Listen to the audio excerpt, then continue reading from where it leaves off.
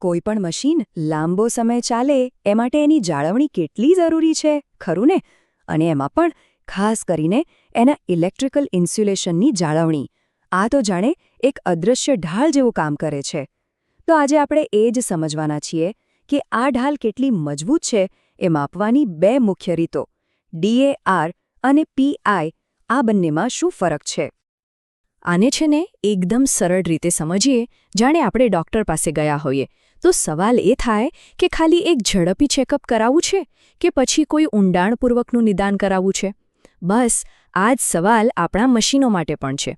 અને આજે આપણે એ જ શોધીશું કે કઈ ટેસ્ટિંગ પદ્ધતિ ક્યારે યોગ્ય છે. કારણ કે જો આ ઇલેક્ટ્રિકલ ઢાલ જરા પણ નબળી પડી તો સમજી લો કે બહુ મોટી ગડબડ થઈ શકે છે.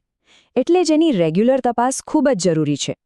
તો ચાલો આ તપાસ માટેની જે બે સૌથી ફેમસ પદ્ધતિઓ છે, DAR અને PI, એની સરખામણી કરીએ. ચાલો ત્યારે મેદાનમાં ઉતારીએ આ બંનેને. એક તરફ છે DAR અને બીજી બાજુ છે PI. જુઓ, બંનેનો હેતુ તો એક જ છે, ઇન્સ્યુલેશનનું હેલ્થ ચેકઅપ કરવું. પણ એમની કામ કરવાની રીત અને જે પરિણામો મળે છે એમાં તો જમીન આસમાનનો ફરક છે. તો પહેલો ખેલાડી છે DAR. એનું પૂરું નામ છે ડાઇલેક્ટ્રિક એબ્ઝોર્પ્શન રેશિયો. આ છે આપણું ક્વિક ચેકઅપ. બહુ લાંબો સમય નહીં, બસ ગણતરીની મિનિટોમાં જ ઇન્સ્યુલેશનની હાલત કેવી છે એનો એક ફટાફટ આઈડિયા આપી દે. એટલે રોજે રોજની જાળવણી માટે તો આ એકદમ પરફેક્ટ છે. અને હવે વાત કરીએ બીજા ખેલાડીની. એ છે PI, એટલે કે પોલરાઇઝેશન ઇન્ડેક્સ. આને કહી શકાય ફૂલ બોડી ચેકઅપ અથવા તો એકદમ ઊંડાણપૂર્વકનું નિદાન. હા, એ વાત સાચી કે આમાં સમય થોડો વધારે લાગે છે, પણ ઇન્સ્યુલેશનની તબિયત વિશે એટલી ડિટેલમાં માહિતી આપે છે ને કે ભવિષ્યમાં આવનારી મોટી સમસ્યાઓથી બચી શકાય છે. ઓકે, તો હવે બંને ટેસ્ટ શું છે એનો આપણને થોડો ઘણો અંદાજ આવી ગયો છે. તો હવે સમય છે એમની સામસામે સરખામણી કરવાનો, અને એ પણ સીધા સોર્સમાંથી મળેલા ડેટાના આધારે, પોઈન્ટ ટુ પોઈન્ટ. જુઓ, સૌથી પહેલો અને સૌથી મોટો ફરક છે સમયનો. DARને તમે એક સ્પ્રિન્ટર સમજી લો, જે ફટાફટ રેસ પૂરી કરી દે. જ્યારે PI એક મેરેથોન રનર જેવો છે. એને પોતાનો સમય જોઈએ, એ ધીમે ધીમે પણ ચોક્કસ કામ કરે છે. અને અહીંયા આંકડા જુઓ, એ પોતે જ આખી વાત કહી દે છે. DAR ખાલી 30 સેકન્ડ અને 60 સેકન્ડે રીડિંગ લે છે. બસ એટલું જ. હવે એની સામે PI જુઓ, એ 1 મિનિટ અને છેક 10 મિનિટ સુધી માપ લે છે. આટલો મોટો સમયનો તફાવત જ બતાવે છે કે PI કેટલી ઊંડાણપૂર્વક તપાસ કરતો હશે. તો આ તો એકદમ સીધું ગણિત છે. જેટલો વધુ સમય એટલી વધુ ચોકસાઈ. PI ટેસ્ટ લાંબો સમય ચાલે છે એટલે જ એના પરિણામો પર વધુ ભરોસો કરી શકાય છે. એનું કારણ એ છે કે એ ઇન્સ્યુલેશનના લીકેજ કરંટ અને એબ્ઝોર્પ્શન કરંટ વચ્ચેનો જે નાનો ફરક હોય છે ને એને પણ પકડી પાડે છે. જ્યારે DAR, હા, એ ઝડપી છે, પણ એની ચોકસાઈ મધ્યમ લેવલની જ ગણાય. હવે સવાલ એ છે કે કયો ટેસ્ટ ક્યાં વાપરવો?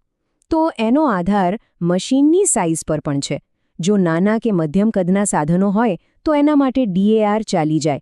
પણ જ્યારે વાત આવે મોટા અને એકદમ ક્રિટિકલ મશીનોની, ત્યારે તો PI ટેસ્ટ વગર ચાલે જ નહીં. એ જરૂરી બની જાય છે.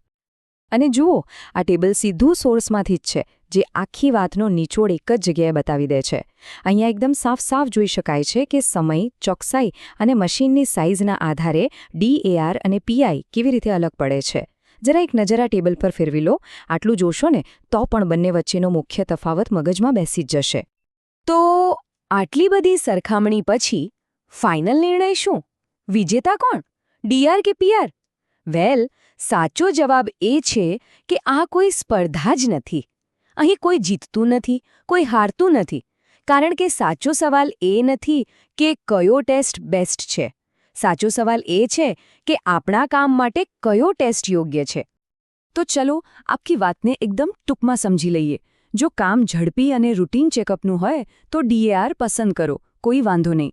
પણ જો વાત ઊંડાણપૂર્વકના એનાલિસિસની હોય, પૂરેપૂરી ખાતરી જોઈતી હોય અને ખાસ કરીને જ્યારે મોટા અને કિંમતી મશીનોની વાત હોય તો પછી PI સિવાય બીજો કોઈ વિકલ્પ વિચારવાનો જ નથી. અને આ જે વાક્ય દેખાય છે ને, એ આખી વાતનો સાર છે. આપણો ગોલ સૌથી અઘરો ટેસ્ટ કરવાનો નથી, પણ સૌથી યોગ્ય ટેસ્ટ કરવાનો છે. છેવટે તો મેન્ટેનન્સમાં પણ સ્માર્ટ વર્ક જ કામ લાગે છે, હાર્ડ વર્ક નહીં. અને આખી ચર્ચા છે ને આપણને એક મોટા સવાલ પાસે લાવીને ઊભા રાખે છે. અને આ સવાલ ખાલી ટેકનોલોજી માટે નથી, આપણી જિંદગી માટે પણ છે કે પૂરતું સારું ખરેખર ક્યારે પૂરતું સારું ગણાય. ક્યારેક ઝડપ, ક્યારેક ખર્ચ, તો ક્યારેક ગુણવત્તા. આ ત્રણેય વચ્ચે એક પરફેક્ટ બેલેન્સ શોધવું એ જ કદાચ સૌથી મોટો પડકાર છે. બસ આ જ વિચાર સાથે આજની વાત અહીં પૂરી કરીએ.